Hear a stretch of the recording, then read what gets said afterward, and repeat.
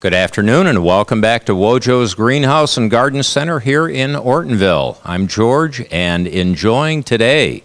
It is early October and it is a spectacular day here. As you see behind me, the bright sun and the beautiful color of the shrubs here out in the tree and shrub area.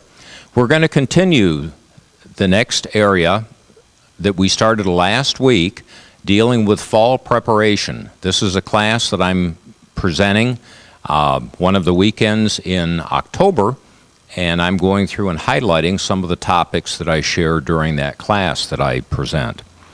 We ended up with snow and ice protection, and it was taking twine and lightly wrapping your arborvitae and upright junipers so that the snow and ice won't cause them to break down. Next area deals with broadleaf evergreens. Broadleaf evergreens, to be successful, has a lot to do with location, location, location. Broadleaf evergreens are marginally hardy for our area and need a winter-protected area to thrive and do very well. With that, it's normally an eastern exposure where it gets morning sun, afternoon shade, and the house or other structures will block the sun and the wind in the wintertime.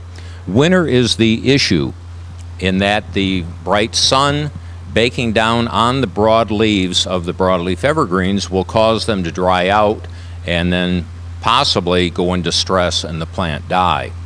That would be your rhododendron, your boxwoods, your holly, your azaleas.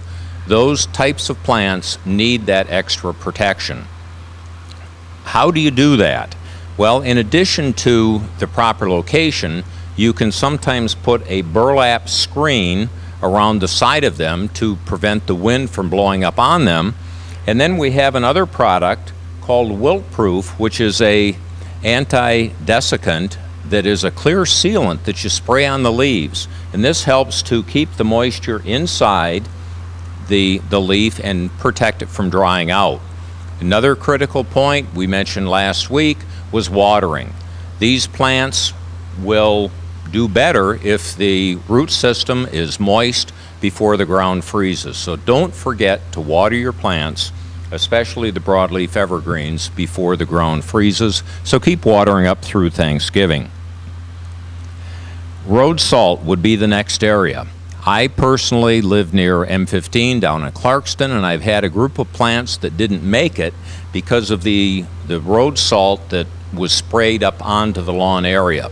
So you want to be selective in the plants that you plant in those areas, and then sometimes we find in apartments or in your homes, it's important to put a burlap or some kind of barrier between where the ice may be and the salt that's used to melt the ice and your lawn and or plants. Sometimes burlap will work, sometimes landscaping barriers will work, but it's important to keep that barrier to keep the salt from getting on the plants. There are some plants that are salt tolerant, but many go into stress and decline if they're in a salt situation. Tree bark protection. We talk about this time of year. It's important if you have deer in your area, the bucks are rubbing their antlers. It starts in August, so this has been going on for quite a while. We have a plastic tree protector that you can use to protect the bark from the deer rubbing on them.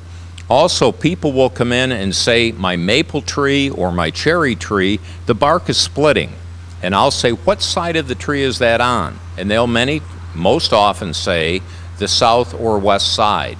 What happens in the wintertime, the sun will beat down on that bark area and cause it to expand and contract, causing a splitting. We have a product which is a guard.